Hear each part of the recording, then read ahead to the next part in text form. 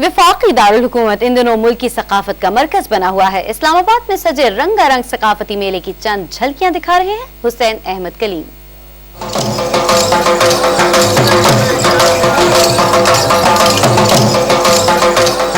लोक विरसा में दाखिल हों तो सबसे पहले लोक मौसीकी के सुर आपको खुशामदेद कहते हैं।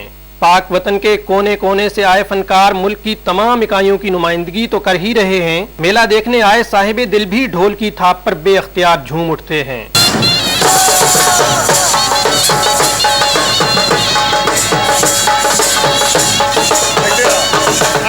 कहीं बैल से कुआं चल रहा है तो कहीं खत्तात और मुसव्विर अपने कलम से फनपारे बनाकर सकाफत को आने वाली नस्लों तक पहुंचाने में अपना हिस्सा डाल रहे हैं। कहते हैं कि ईद और मेले तो बच्चों के होते हैं, वालदैन की उंगली थामे मेले में आने वाले फूल से बच्चों के खून में वतन की मट्टी से मोहब्बत रची है और वो स्टॉल्स पर रखी दस्तकारी मसनूआत बनाने वालों के दस्ते हुनर को अपने अंदाज में दाद दे रहे हैं।